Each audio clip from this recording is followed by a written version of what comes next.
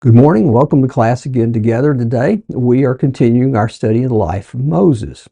Moses is an interesting character, and we always think about him toward the end of his life.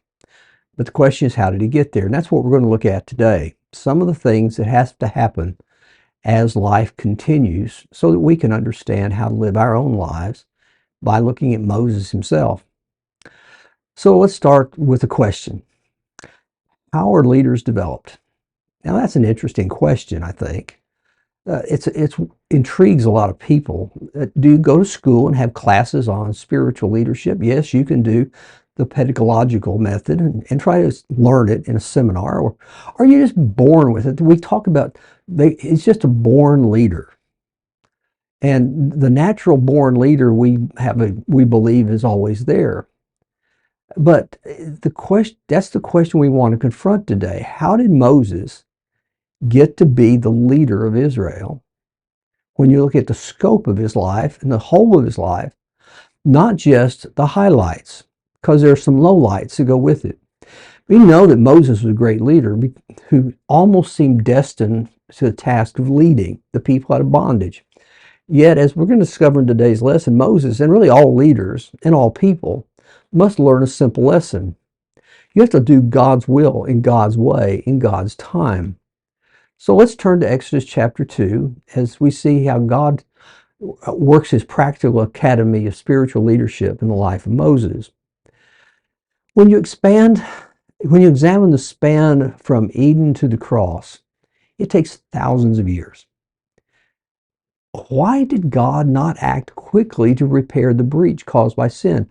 If he knew what he was going to do, if the plan was for his son to die on the cross, why not just go ahead and make it happen? It's because of who God is and who we are at the same time. Paul would write to the Galatians in Galatians 4 and verse 4, "But when the fullness of time had come, God sent forth his son, born of a woman, born under the law." Now we find in that passage that God's plan doesn't work according to human schedules. And that's going to present a problem in today's lesson. Rather, God sees a fullness of time. The right, appropriate season is the word.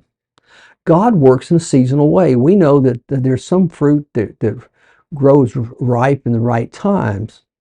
For instance, if you were going to expect apples from an apple tree, you would know it would be ready at a certain season of the year, but you shouldn't expect it in a different season. God works according to a different season than we do. Our season is immediate. Our season is now. Our season is, why are we waiting? God's season is, I am planning and working in a different way. So how does God work his will? God's will has four different components from what we can tell. The first of all is the right person. Who does God want to lead Israel out of Egyptian bondage? Now it appears that it's just not anyone. There are 1,001 players that could have just stepped forward and led a revolt, but all of them would have come to naught.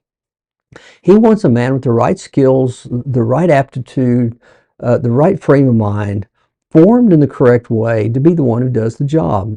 And as we will see, Moses is that man. But in our lesson today, he's not that right man, at least yet. The second thing is the right time. God has the season. He wants conditions to line up to accomplish his will the way he wants it accomplished. The third is the right way. In the right way, God doesn't act as man does. His method does not always make sense, but he wants to act in a way that accomplishes entire plans. And finally, it's the right reason. God had a grander purpose in delivering Israel than relieving human suffering. He wants to prove something, teach something. His plan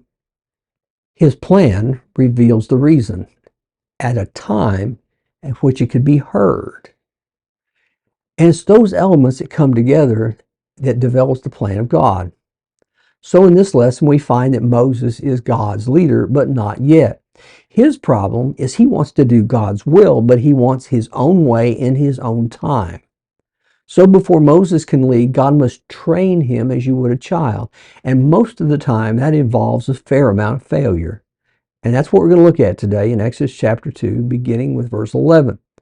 This is a story of great failure, so you can do great things later.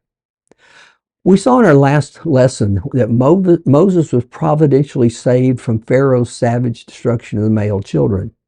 Through his mother's foresight and faith, he sailed in a basket made of papyrus until claimed and adopted by Pharaoh's daughter. But in the New Testament, the evangelist Stephen, who loses his life to an angry mob, tells the panorama of Hebrew history in Acts chapter 7. In it, the Bible gives us a divine insight into the moments that seem to be covered very quickly in the book of Exodus. So we're going to fill in the gaps today with Acts 7 and Exodus chapter 2. When you look at the full measure of the life of Moses, you might miss something. The events of Exodus are kind of misleading because they skip vast amounts of time and detail. For instance, after Moses is brought into the palace as the son of Pharaoh's daughter, we hear nothing about him for 40 years. It's like when Jesus was born, you see one little snippet in Luke when he's age 12, but the next time you meet him, he's age 30. We don't know what happened in intervening time. In fact, it is the span of 40 years that defines his life.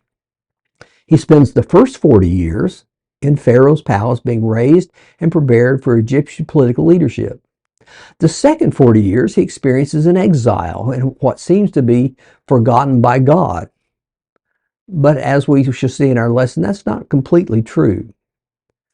Then the final 40 years begins in Exodus 3 at the burning bush and ends with his death. This takes place when Moses is 80 years old and his death occurs at the age of 120. 40 years, 40 years, and 40 years. And so after these first 40 years of silence after his birth, we learn how the next phase begins. According to Stephen, he recounts the preparation time for Moses this way. And Moses was instructed in all the wisdom of the Egyptians, and he was mighty in his words and deeds. According to Stephen, he received a first-class education. He is taught the Egyptian language. He learns to decipher hieroglyphics, a highly developed, very difficult pictographic language. And the palace teaches him, prepares him for political and military leadership, and he would be expected to take his proper place in the upper echelons of Egyptian power. Stephen adds that he was mighty in word and deed. He was completely ready for the challenges of leadership. But Moses is caught between two worlds. On one side, he hears the whispers of his mother as a child that he is a Hebrew and part of the people who bore God's promise of deliverance from the burdens of the Egyptians. He may have looked in his mother's eyes and saw her concern and the pain that she and the people suffered as slaves of Pharaoh. But on the other side, he was trained to assume the reins of a great Egyptian ruler, to uphold the standards of a culture that didn't believe in God at all. He must have felt torn, wouldn't you? Raised in two worlds and not knowing which way you're supposed to do. But Stephen continues his narrative when he says, "But when he was 40 years old, it came to his heart to visit his brothers, the children of Israel. And seeing one of them being wronged, he defended the oppressed man and avenged him by striking down the Egyptian." When he's 40 years old, he decided to go to the mud pits to visit the Israelites. And what he saw with his own eyes startled him.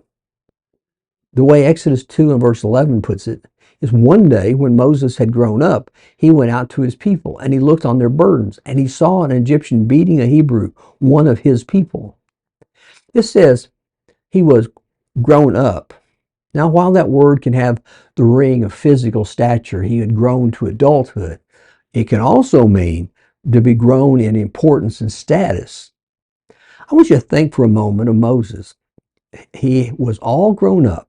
He was smart. He was savvy. He was ready to make something happen in this world. From God's perspective, he hadn't grown up yet. He had a lot of growing to do before he could lead God's people. He witnessed this act of terrible brutality of a taskmaster beating and whipping an Israelite until he was almost dead. It's both chilling and angering all at the same time. When I was a boy, I remember going to see a movie. We went to see a movie as a family, but the first feature was a different kind of a movie. One that was made in 1927 without dialogue, only subtitles. It was a film rendition of Harriet Beecher Stowe's explosive book called Uncle Tom's Cabin. And I remember, even to this day, watching on the screen as the slave owner Simon Legree beat Tom mercilessly until he died. I remember a sense of revulsion. I felt compassion for an old man as he cowered under a whip. For Moses, he must have felt the same burning anger as he watched the savage brutality. He decided he would do something about the plight of the man. He would act as deliverer. So he took stock of the situation and killed the taskmaster. But it says he looked this way and that, and seeing no one, he struck down the Egyptian and hit him in the sand. He knew what he was doing was wrong. He knew it'd be punished by death. But he believed he could get away with this. He wanted to make sure no one was looking. He was going to do this quietly, an extermination all alone. He buries the Egyptian in the sand because guilt always tried to hide the evidence so that no one would see. Moses was on his own. In this we see Moses determining life and death. He decided to act on his own. He decided to act on his own. He took it upon himself to kill the Egyptian. This is not a response to the call of God. Instead, this is a self-assumed role as deliverer. He decided he would deliver. And for Moses, he believed this was the moment for him to act. But in the end, he had neither God's presence nor God's protection.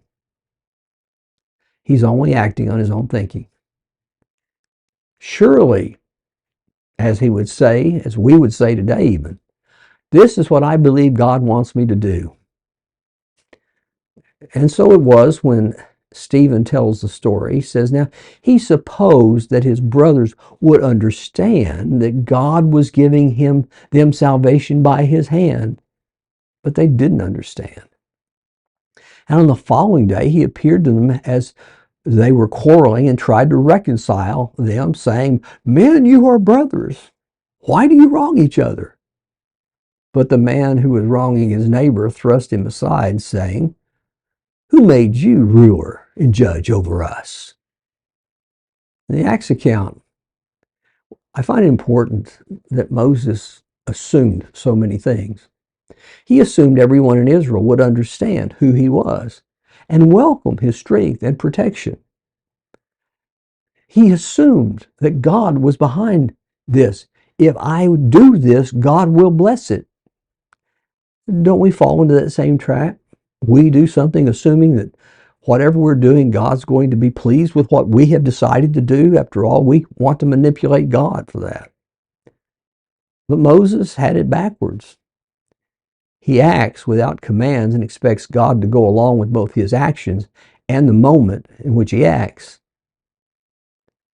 And then he tries to expand his ego-driven actions as a self-appointed deliverer. Exodus 2 and verse 14 says, the men said, who made you prince and judge over us? Then they added, did you mean to kill me as you killed the Egyptian? Then Moses was afraid and thought, surely the thing is known. He intervenes in this argument between two Israelis. He wants to be the peacemaker, and yet they repel him. Who made you big shot around here? Who put you in charge? And Moses now knows that since everyone knows it, and his bravado will melt and is replaced by quivering fear, and he had a right to be afraid. It said when Pharaoh heard of it, he sought to kill Moses. But Moses fled from Pharaoh and stayed in the land of Midian, and he sat down by a well. Why would he be afraid of Pharaoh And who is this Pharaoh he feared so much? He grew up in the household. Apparently, he was known well. There's more to it than that. There's a historical background to that statement. Suppose that on a pretty sound basis that the Pharaoh of the time was a man named Thutmose III. He came to power at a young age and was forced to be a co-ruler with his stepmother. At her death, he assumed complete control, and he decided he would not share power with anyone else ever again. So what Moses did appears to be a coup designed to put him in a position of power in which he would become Thutmose's rival. But there's more true. Thutmose was a warrior king who fought and captured the Syrian area from the powerful Hittites. He proved he could wield great power and destroy and demolish kingdoms. Cross him, and he would be ruthless. When he died, he was mummified and laid to rest in the Valley of the Kings, a famous attraction today. And his mummy is in a Cairo museum. But for Moses, the anger of Thutmose III meant his life was held by a slender thread. So he decided to do the only thing he knew could do, run for his life. So much for his short sojourn as a deliverer. He goes to the land of Midian. We're told that he went there. Midian is this land that we'll meet 40 years hence for a second time. At the bottom of the Sinai Peninsula is a craggy peak called Mount Sinai, at which one of the most significant events of Moses' life and of the Bible takes place. But here it's just another place out in the middle of nowhere. Surrounding Sinai was a blast furnace of a desert. It was sparsely populated, and that was with nomadic shepherds who lived in tents and moved from time to time so that the sheep could find watering holes in whatever grass the desert might produce. It was here that Moses believed he could just disappear from sight. A failed attempt at becoming a deliverer, that was now in his past. He was going to forget all that. He was just going to be a nobody. And there in that desert, he sat down by a well. I find it interesting that Moses, who was so full of himself, was now so empty, and he needed some sort of refreshment. Such is the nature of assuming your own power. The desert's an important place in the Bible. God uses the desert experience to train people, and that was true about Moses here. But you also see it in other places. In 1 Kings, as the drought dries everything, Elijah finds himself in the desert, and it's there that he has to let God do the feeding and providing what he might need. He cannot depend on himself any longer. In Matthew chapter 4, before Jesus begins his ministry, we find him in the desert for 40 days and 40 nights. He is hungry, tired, and alone. He must live by God, his Father's sustenance. He cannot turn the stones into bread lest it be his power. He cannot avoid the suffering by bowing down before Satan because it is God he serves. He cannot prove his power by casting himself off the temple parapet. Instead, it is God's power that must be shown. These were real lessons that came to the forefront of his ministry there in the desert. And then there was Paul. According to Galatians, after his baptism, he goes to the Arabian desert.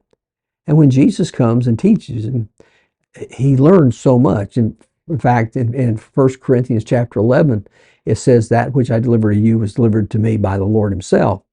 We suspect this took place in the desert of the Saudi Arabian desert. So before he ever starts his mission work, he has to go to the desert to learn to depend on the Lord and be instructed. For Moses, the desert experience did so much for his future. See, one day he would lead a multitude to the same desert, a different kind of flock, different kind of sheep. Sheep nonetheless, who could not find their left from their right. He learned of the trails. He learned of the sources of water. He learned where grass would grow and where it wouldn't. He knew where the marauding peoples of the area were, and he learned how to deal with their tyranny and how to avoid them. These are things learned by great experience. And most of the time when you learn something by experience, you never think it'll be useful. But one day, as circumstances come together, you find out that was exactly what you needed to learn. All of what the desert taught him would make him the leader that God needed him to be. God was now refashioning a stillborn leader into a representative of God to Pharaoh. But nothing could have happened without the desert. We will come to our own Midian deserts, difficult times in life, where we wonder why we're going through all of this difficulty. It may be through illness or problems with children or profession reversals or financial pressures. Any number of things can put the pressure on us, and we're going through the deserts. Rest assured, if you find yourself in a desert, God is using it to prepare you for something else, not to punish you. Be patient and learn what God's teaching you. As he said at the well, something happened. In this passage, we meet a man who is called a priest of Midian. He's a patriarch who leads a family, much as Abraham would his family. Apparently, he has some connection to God and his purposes. He seems to be a believer in God. Whether that means he had come in contact with Jacob or his father had come in contact with Jacob, we don't know. But we'll know him by two different names. Reuel is what he's called here, and later on, when we get to Exodus chapter 18, we'll meet him again. His name is Jethro. It is a coincidence, or should I say a providence, that his 7 daughters come to the well while he's sitting there. It says, now the priest of Midian had 7 daughters, and they came and drew water and filled the troughs to water their father's flocks. The shepherds came and drove them away. Moses stood up and saved them and watered their flocks. The rival shepherds played the role of the bully. Perhaps it was to show their dominance. It may have been because they wanted exclusive access to this well, and they're going to get rid of these women and their sheep. Whatever the reason, Moses drove them away, and the text says he saved them and watered their flocks. It is a phrase that is a foreshadowing of over 40 years hence. I can just imagine thinking, do I or don't I? I tried this once and it didn't go well. Maybe I'll just mind my own business. But there was something in Moses. He couldn't let this injustice remain. He'd seen it in Egypt, and now he saw it in Midian. And when the girls got back home, they reported their father, and their father, Reuel, says, how is it that you have come home so soon today? He's expecting to be later. They said, an Egyptian delivered us out of the hands of the shepherds and even drew water for us and watered the flock. Here is the word that is applied to Moses, deliverer. The truth is that we learn to do God's work on a very small stage before we can stand on a large one. We prove ourselves in the small things before the big things are given.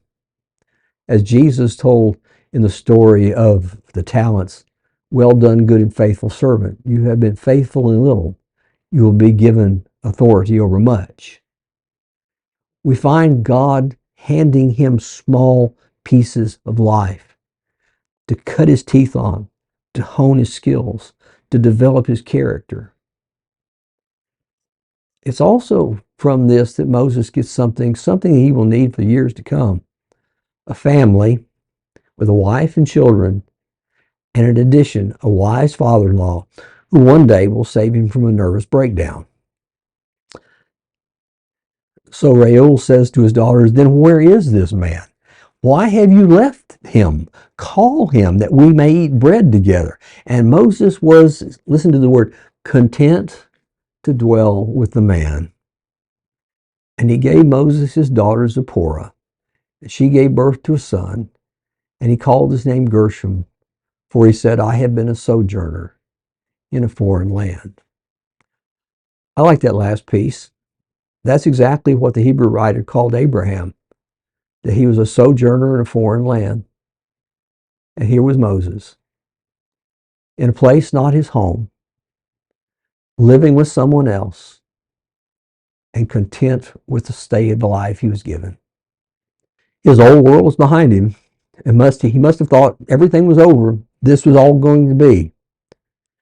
But God, in those moments where you think nothing is happening, is preparing people for a greater task than killing a taskmaster out of anger. This is what God does.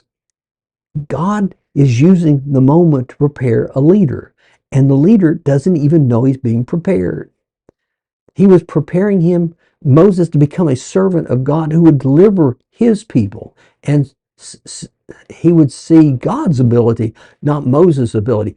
God wanted his power on display, not Moses's. So over a 40-year span, following sheep through the deserts, feeding, watering, of avoiding the marauders, of dealing with the trails, of handling the harsh weather, God was doing something to change Moses' future. It was an interesting thing. God was preparing a leader for the future. Do you remember how we started?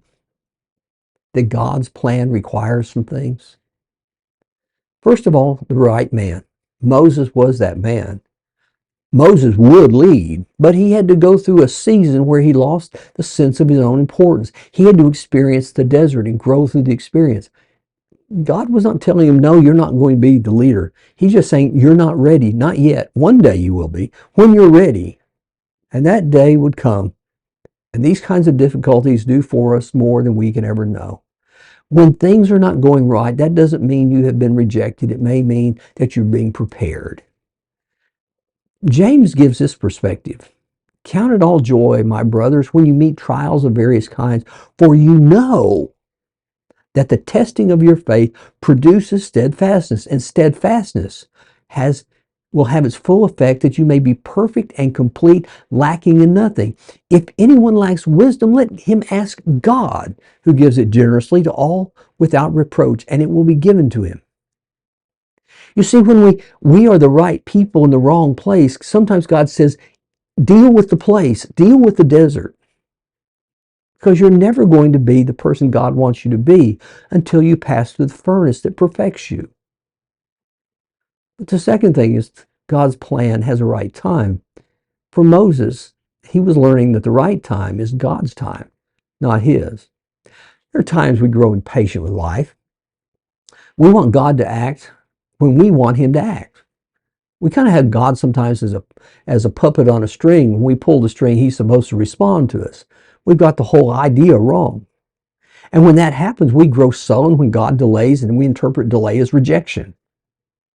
But the right time is God's time, not my time. So we are to wait patiently, and God will act in due time. The prophet Isaiah spoke to the Israelites suppressed in exile in Babylon. And they were probably asking a question. Why doesn't God do something about this plight of ours? And so he tells them, but they who wait upon the Lord shall renew their strength. They shall mount up with wings like eagles. They'll run and not be weary. They'll walk and not be faint. The Lord will work in his own time. Wait for the Lord. And then, at that time, he and you will be ready. But the final thing is the right way. See, Moses had a method.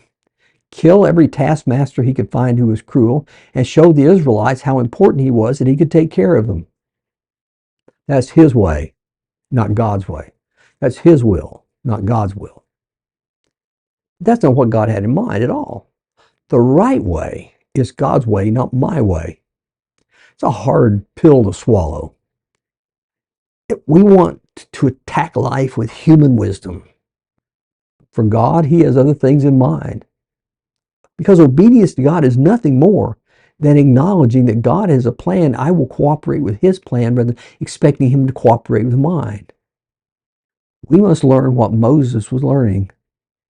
We have to give up our plans, our ways, our timetable, our desires, and let God lead us and do what he asks. And as we leave this lesson today, we will see God's plan and God's time emerge eventually. And God, after 40 years in a desert, will have readied his deliverer. But will the deliverer now be ready himself?